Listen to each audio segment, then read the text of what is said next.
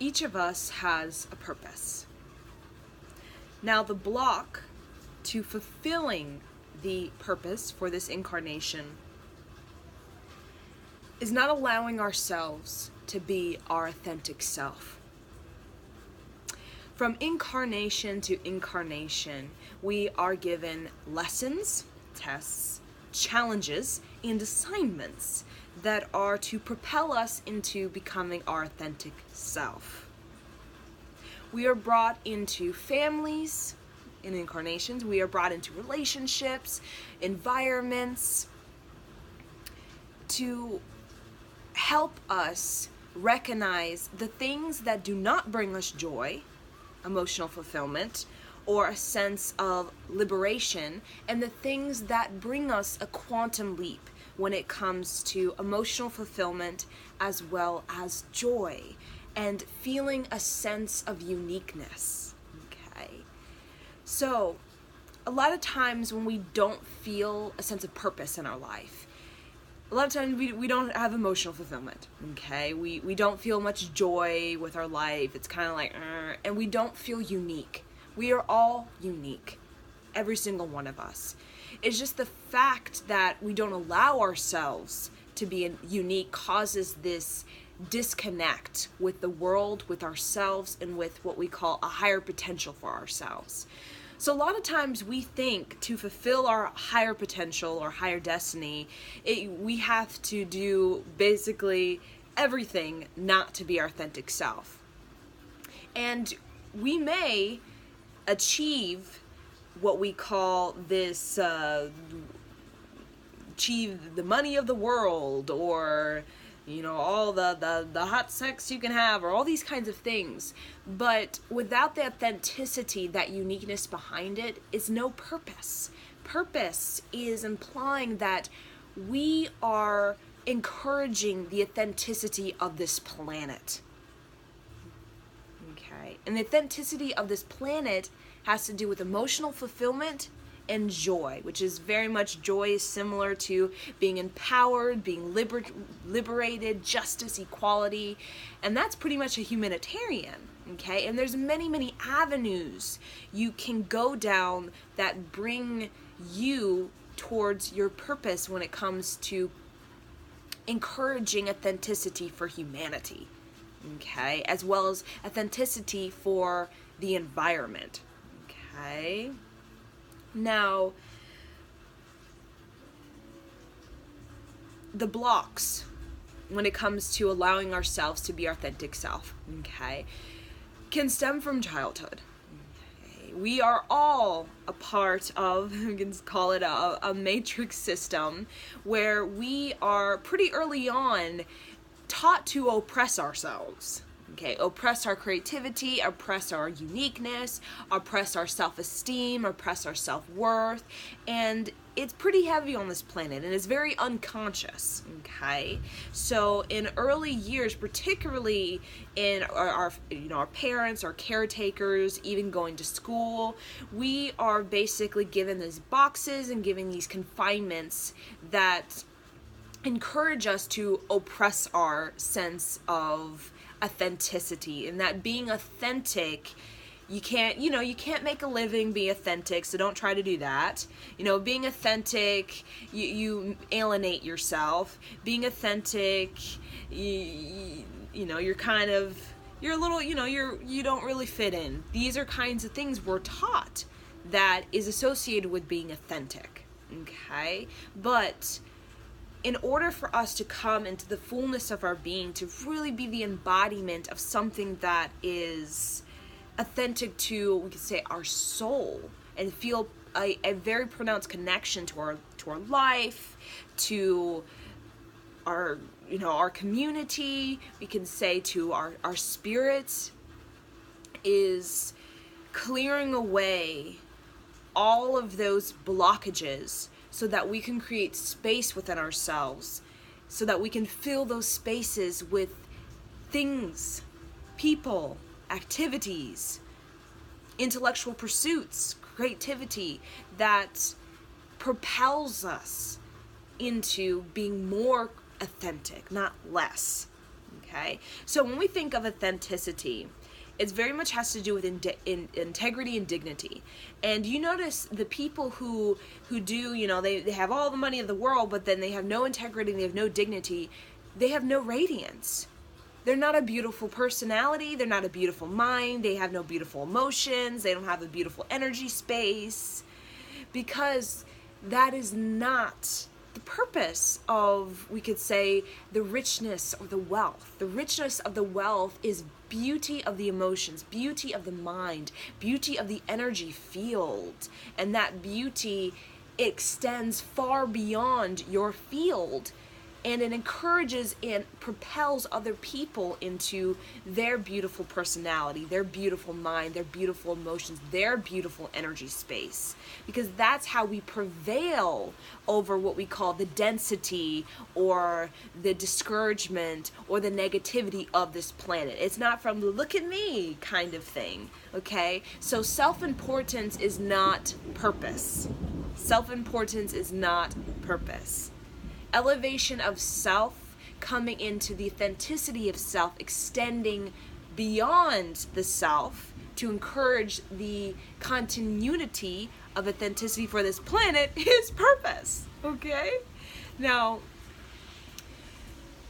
when it comes to really allowing ourselves to be authentic, like I said, the universe will give us all kinds of challenges, all kinds of tests, all kinds of scenarios and situations that are going to either we're going to make a decision to stand up, to stand out, to stand empowered, or stand small, stand voiceless, stand disencouraged. And that's pretty much what all these sort of tests are kind of doing for us, okay? Now, when we're going through these tests or challenges with life, as it's kind of pressuring us to get real, okay? It's saying, are you going to continue to be voiceless? Are you going to continue to stand small? Okay, or are you going to stand up? Are you going to stand out? Are you going to stand empowered? And the universe wants us to stand up, to stand out, to stand empowered. Okay? Because that is the purpose of this incarnation. That's the space for us to really cultivate and integrate authenticity, to allow ourselves to be authentic. Okay? So, when we are going through these kinds of, the pressure, okay, where the universe is like, you need to get real, okay? It's either you need to get real, and a lot of times it comes from stagnation, it comes from being a rut and rock bottom, all of these kinds of places in our life where we just feel stuck, okay? And that's the universe telling us, like, it's time to get real. It's time to get real, okay? So when we are feeling like kind of stuckness with our life, our emotions, our intelligence, just our energy space, we just kind of feel like this lack of liveliness kind of thing. What really is the delay, okay? So we talk about there's a delay to my breakthrough. It's bad habits. So it could be distraction in any form, okay? Just doing things that doesn't make you lively or doesn't make you innovative or creative, but you do it because you want to kind of numb out the test, like in school, the test you need to pass. It's like that algebra test. I don't really want to focus on that, so I'm just gonna kind of distract myself. But eventually we're going to have to pass the test, okay? Eventually. So, and that's the delay. It's the bad habits that we indulge in. But what they do is they create an even greater disconnect between us and our authentic self, or a greater barrier when it comes to actually getting over, can it seem like that hump, and getting real. So we don't want to create more of disconnect between our authentic self by indulging in these distractions that we do or numbness that we do to kind of not allow ourselves to step up, to step out, and to step empowered, and to take leadership over emotional fulfillment, our beautiful personality, our beautiful mind, our beautiful energy space. Okay? So sometimes when we're in those bad patterns, it really locks us in. So it locks us in, it locks us down. So we may have it, during certain phases of the moon where we feel this opening of yes, but then we go right back into that old pattern. It's because we just not ready entirely within ourselves to actually go after our authentic self as priority. We're not ready, okay? We're not ready. And when we see a culture around us of people, of family members, of friends who are not lively, who are not authentic, not really standing up, not really standing out, not really standing empowered, they're standing small, sort of settling, or they're, they're voiceless, they don't really express themselves and discover themselves, these kinds of things, and they're disencouraged. When we see a lot of that around us, it kind of, it doesn't make us feel as though we actually can rise up to the occasion and be our authentic self. But the great elevation of this planet, like I said, we want to prevail over this planet. We don't want to live voiceless, discouraged. We don't want to live kind of sitting small and being oppressed. No, we want to prevail over that, and how we do that is through the authenticity of our integrity and dignity. Now, like I said, those tests, if we have done things in the past or even past incarnations, or if we've been around people who do things that are not in alignment with integrity or dignity, we're going to be influenced to kind of behave that way, okay? And like I said, in this culture where basically we are appraised for behaving out of integrity, we're appraised for that. We're appraised for, a personality that is just, or a mind that is, in an energy space that is, kind of thing. We're appraised for that. It's, of course, we're going to feel influenced to, just easier to just do that, because, everyone's kind of doing that when it seems like that, but that's not the reality. That's a non-reality, because if you really look at the root of those people, no matter whatever they're doing, if there's no liveliness behind it, it's not real. It's a non-reality. Liveliness, okay? Liveliness is the reality, because it moves somewhere. It moves somewhere, and it moves people, okay? It moves people. So, but when we don't, people, no matter kind of what they're doing, okay, if it's not in integrity, it will always get into like a wall. It will always get stuck somewhere.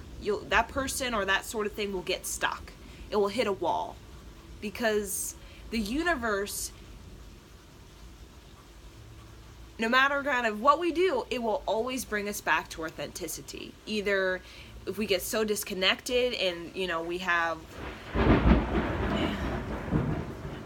to get indicted, indictment kind of thing, because, we've gone so far off of our authenticity, then that's what it needs to be, okay? And that's what's happening on this planet, is that people who are so far from their authenticity, and it's coming to light because it's the universe's way of saying, no, this is not your purpose, okay? It's like it's a wake-up call. We talk about a wake-up call. And for some people, it can be almost an unwelcomed wake-up call, because we're holding tightly onto, you can say, our ego of self-importance. But we need to recognize, when becoming our authentic self, that ego is our boundaries, it's our discernment. Ego is what helps us to feel safe and secure within our body. It is not there we're not meant to be the whole full embodiment of our ego. It is a support system, like a defense mechanism, okay, for our authentic self, as like a safeguard, a guardian to our authentic self. But when our ego, when we're basically, we have no authenticity and just ego, that's when our whole life just becomes this paranoia, this people are out to get me, this negative stuff that we do. But it's not real, okay? It's not real, okay? It's a facade. There's no strength. There's no real strength. It's a facade of I am strong, but really it's brittle, very brittle inside, because the true strength comes from our ability to prevail over the negativity of this planet Earth, not to, be secretly like fearful of everything and everyone. No, it is to prevail through the strength of your authenticity, which is to stand up, stand out, and stand empowered. Okay? So I wanted to discuss this because for those of you who want to kind of get authentic and kind of the journey of it, based on my personal experience of going through the lessons of the friends and the family and having to pass all of that and having to say no to the things that don't bring me closer to my most native joy, what is natural for me to be. So how you can kind of get into a space to sort of navigate your authenticity is really ask yourself, what brings you joy? What brings you emotional fulfillment? What do you do, or what do you focus on or concentrate on in your daily life that brings you a sense of liberation? It brings you a sense of ease, or a sense of being alive. Talk about being lively, being here, and knowing that you're here for a reason. What do you do? What do you focus on? What do you concentrate that really brings you that sense of I'm alive and I'm here to do something for myself? Okay, and for, we could say extend beyond us. Okay? And then really, once we get into that space, we can look at people around us. We can say, do these friends, do these family members, do these sort of environments, do they support that native joy or native expression of joy for me? Or do they lead me away? Do they distract me? Do they delay me? Like it's just kind of, do they delay me from that? Okay? Do they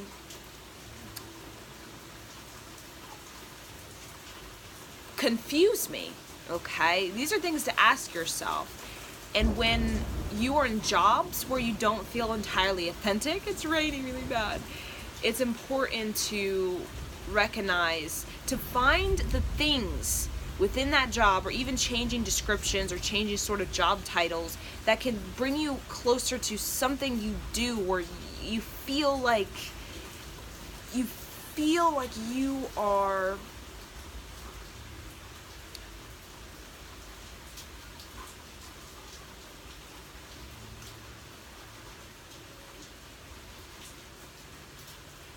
that you are learning how you can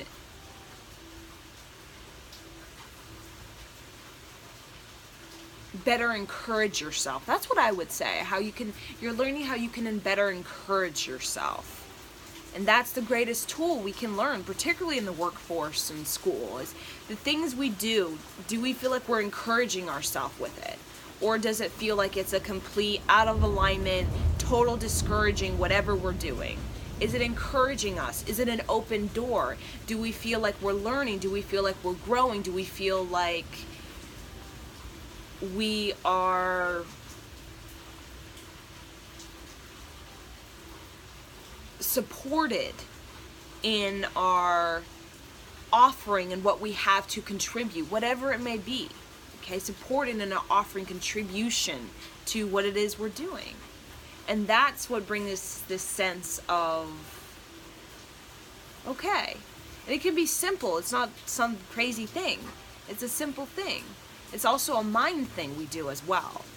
Okay, where we focus, we concentrate on this task and find it as, okay, yeah, I'm going to allow myself to be encouraged. I'm allowing myself to open the door. I'm allowing myself to grow with this. I'm allowing myself to learn from this. And once you feel inside of yourself that maybe you're kind of getting a rut, or you feel like you've reached the wall, a wall, that's when you know it's like, okay, it's time to expand. It's time to expand. Okay? So whenever we hit those walls with ourselves, it's really the universe is showing us we need to encourage ourselves to break through that glass ceiling, or we need to expand beyond that. Okay? And it all can be an emotional, a psychological, an energetic, where we reach this wall, we need to break through the glass ceiling through an alteration in the way we think and what we feel and what we believe. Or we need to expand beyond that, and we need to create space for us to invite something new that wants to integrate and wants to align us even deeper with aspects of ourselves that is very, very lively and very authentic. Okay? So I'm going to leave you guys with this. And it's raining, but it's beautiful rain. Very beautiful.